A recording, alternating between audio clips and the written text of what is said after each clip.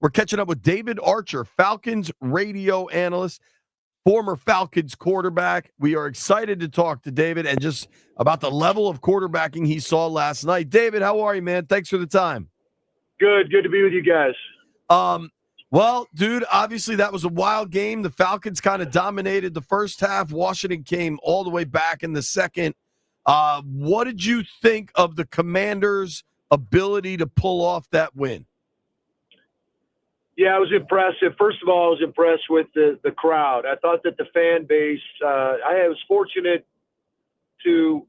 misfortune probably to play in Washington as an opposing player, and then a chance to be with the Washington football team in the late 80s, early 90s, and see that crowd base when they were going to Super Bowls. And last night felt like one of those moments. That was a great crowd.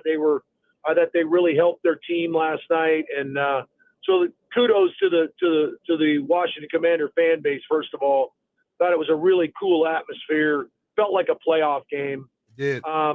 As far as the team, they have taken on the persona of their coach. Their coach is a tough guy. He's a guy that he puts his arms around all the players. We had him here in Atlanta. He took us to a Super Bowl.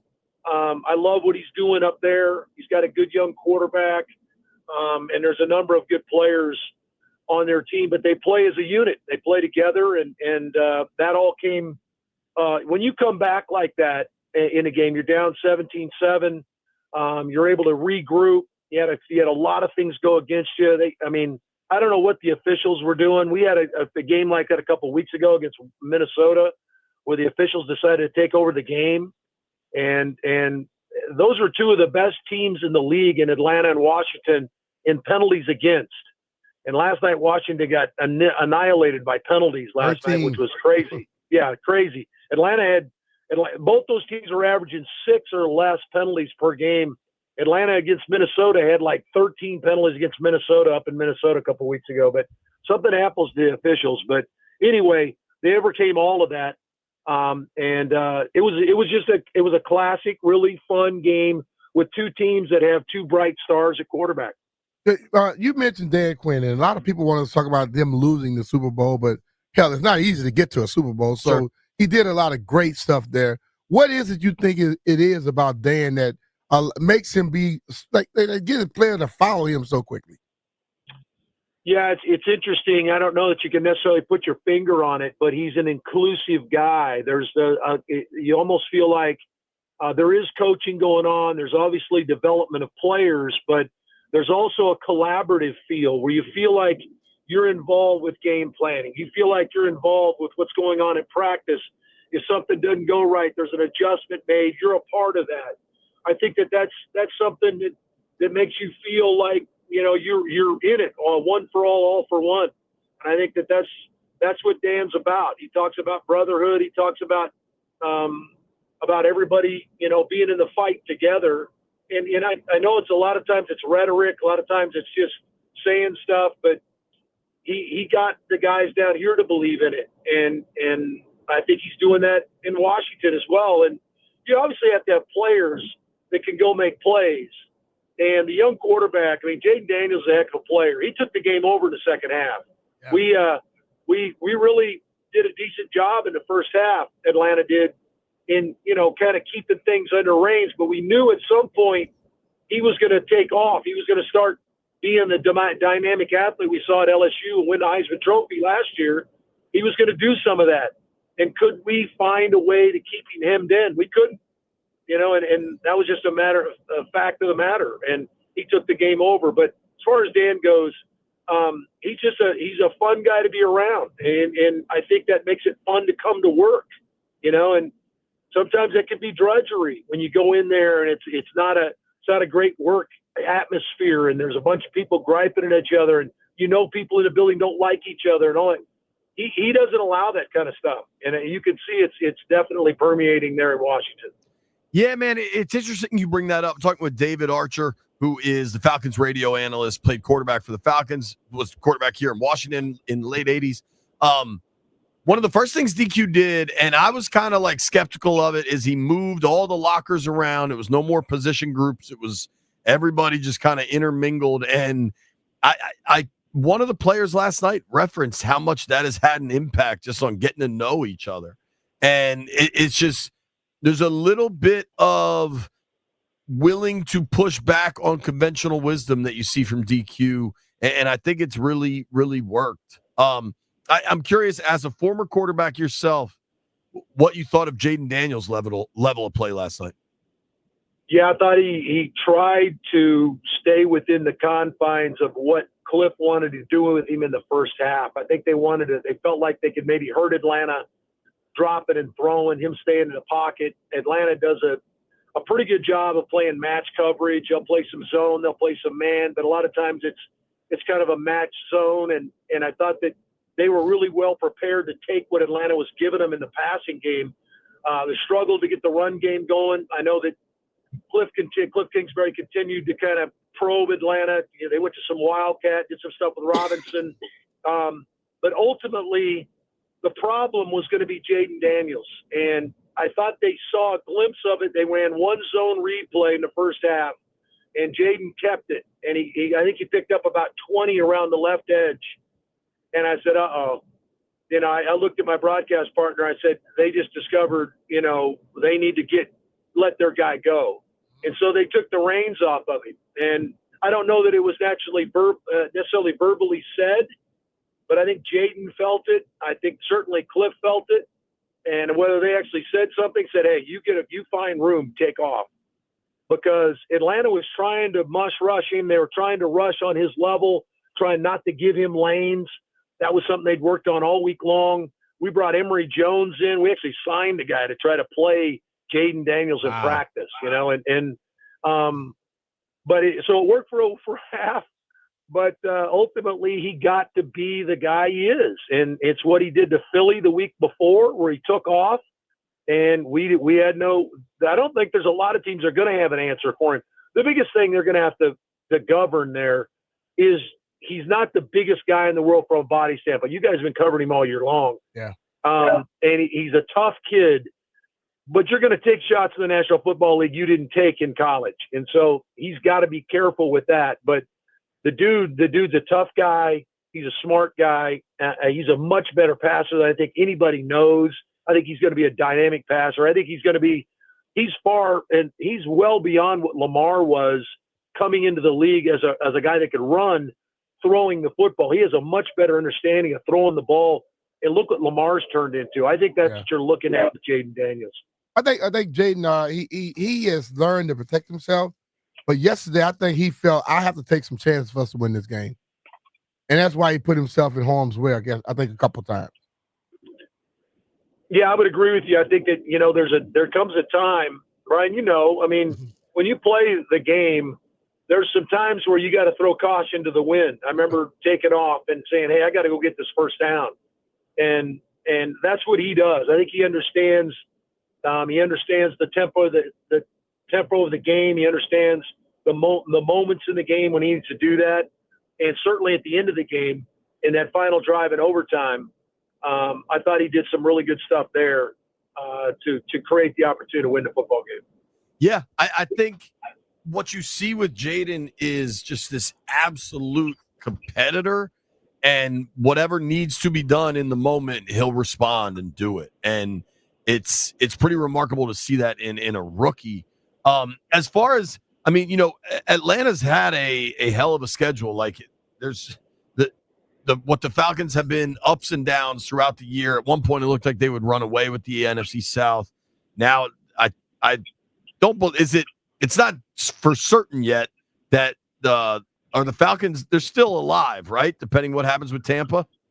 Yeah, Tampa's got to lose the Saints, and based on what I saw of the Saints yesterday, that's not going to happen. No. It looks like the Saints have mailed it in, and you're covering football the way you do. For us to have to depend on the Saints here in Atlanta, is almost like eating spinach or something like that. I don't know. It's just not going to work, But they're not going to beat Tampa. We'll have to play. I think it'll be a real challenge for Raheem and this is professional football, and so you get ready for the next week because you're pro. But the guys that was really a deflating loss for Atlanta last night. They laid it all on the line last night. They knew it was a playoff game. They knew that this was the game that potentially was going to get them into the playoffs. I think they could beat Carolina. So they were really down after the game. So that'll be a bit of a challenge for the players themselves and for Raheem and his staff to get these guys ready to play this next weekend. I know they know there's a little bit still on the line, but that was a tough one last night. Well, especially to have a 10-point lead at halftime and then to tie it up at the end. I get that's got to be a really tough locker room to be in. But David, considering you are the Falcons radio analyst, you've been watching this team for years and certainly all this year. Atlanta's played a pretty tough schedule. They've played the Chiefs, the Steelers, the Eagles, at Minnesota, play the Chargers, at Denver, like a lot of tough games on that schedule. I'm kind of curious for our audience where you think Washington stacks up against some of those better teams the Falcons have played. Yeah, I think that the first thing you start with is the kid at quarterback. I think that you've mentioned he's a gutsy guy. Brian talked about how he's a guy that's going to understand, hey, I got to go get this game. I got to put my team on my shoulders. I need to go do that. I think that staff there, Cliff Kingsbury, they've enabled him to feel comfortable doing that. I mean, sometimes rookie quarterbacks are reluctant to take the reins as the leader and load the team on their back or do things athletically because they're taken away from the great players like Terry McLaurin or whoever it is. He's not fearful of that. They've done a good job of enabling him in that regard. But I think in the National Football League, it's a given Sunday. We know that. I think Washington is as good as anybody they're going to play. They've played against the best. I mean, Philly's a good football team. Played Philly to the wall twice in 2 games. So we played Philly up there and beat them late in the game because Saquon Barkley dropped the pass in the right flat. We were able to come back and win the football game. It's that given Sunday, that weekend, whoever you get. I think Tampa is hot as can be right now. I think Baker Mayfield is one of those gritty guys that just going to find a way to beat you. So I think it's wide open. The Lions are limping into the playoffs because of their defense. They're going to have to play really good offensively to beat everybody. Minnesota seems to have that, Minnesota and Kansas City seem to have that horseshoe up their rear end where they keep finding a way to win games. So I think it's going to be a lot of fun to watch the playoffs this year, but Washington could very easily make a run this year. David, that horseshoe in Kansas City is number 15. I think you're right. That dude just finds a way to win games. And maybe number 5 in Washington is one of those kind of guys. I hope he is. It's crazy to think that he kind of seems like that type of dude. Hey, David, just curious, how do they handle this Kirk thing? What do the Falcons do there? Yeah. Yeah, that's guys, that one's above my pay grade. Well, he's walking away with a lot of money, I can tell you that. Oh, he had a lot of money before he ever got here, Brian. Yeah. You know that. I mean, dude's walked into a pile of money. Every room he walks into is like Monty Hall standing there ready to give him some money and let's make a deal. So he gets the bag. But yeah, no question about it. It's a sad deal because guys, you guys probably were around Kirk when he was there. Yeah. I mean, you're not going to meet a more quality human being than Kirk Cousins. I mean, and the dude has been a really good player. I have no idea what happened to him in like week 10, week 11 of the season. It was like he quit. He says in his press conference after he lost his job, I didn't forget how to play quarterback. That's what it felt like. It felt like he forgot how to play. And you mentioned that schedule. We played ourselves in position 6-3 through 9 games. All you got to do is win a couple of those games, and you're going to walk into the playoffs. Tampa's way behind you. You beat Tampa head-to-head twice.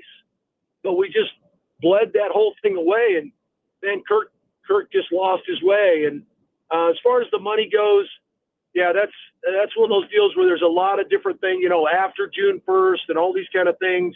But it's still going to be a huge chunk of change Atlanta's going to have to swallow. But hey, that was the bed they decided to get in, and somebody's going to have to pay for that. Yeah, it's gonna be a tricky situation Well, you for can the just Falcons. He gonna walk away and he's gonna get about 70. Right. That tells me the league makes a lot of money. What is the Atlanta fan fallout to kind of some of the time management from Raheem last night? Yeah, there's a lot going on here with the fan base. I was listening to a little sports talk radio here in Atlanta on my way into the Falcon camp, and they're not happy. You played some QB too, Brian. When you sit in meetings and you listen and you learn and you try to think about clock management as a player. And see, back when we played, you didn't have guys talking in your ear or anything like that. You had to kind of know the game. You had to kind of know when to burn timeouts and things like that. And whenever you got to that 40-second range, time became the premium. Downs weren't the premium anymore. It was, and if you had timeouts, multiple timeouts, certainly you're trying to save one for the field goal. But if you had multiple timeouts and you completed a pass inbounds with less than 40 seconds on the clock, you've got to burn a timeout, you know, and to save the time, because you see teams rush the line and kill the clock with grounding the ball. Obviously, downs aren't the premium. Time is the premium. And yeah, Atlanta bled off about 17 seconds there, and ultimately cost them. Now, still, we got the penalty there, whether that was a penalty or not. I mean, the ball was thrown about 10 feet over the receiver's head on the play, but they called PI there to give us a chance to kick a field goal. But yeah, it was not the best moment from an operation standpoint. Let's put it that way. I agree with that. Hey, David, we really appreciate you making time for us, man. I look forward to. I was saying this last night. Interestingly enough, we know a couple people involved in Falcons ownership, Dominique Dawes and her husband. And Atlanta is an NFC team, but I never got beef with the Falcons. Like last night, you want them to lose, but in general, I'm cool with the Falcons. Totally. And I'm a big Penix fan, and I hope that all works out down there, man. I love watching a big lefty like that just sling it. I hope it works out for you, dude. Yeah, he's got a chance to be pretty good. I appreciate it, man. Dominic goes to all the games too, so she's a very active minority owner. We're excited to have her. We're excited that she's involved with the team. But appreciate you guys. Good luck in the playoffs, man. Right, man. Man. Thank you, David. Take care. David Archer, Falcons radio analyst. Give him a follow at ArcherQB16.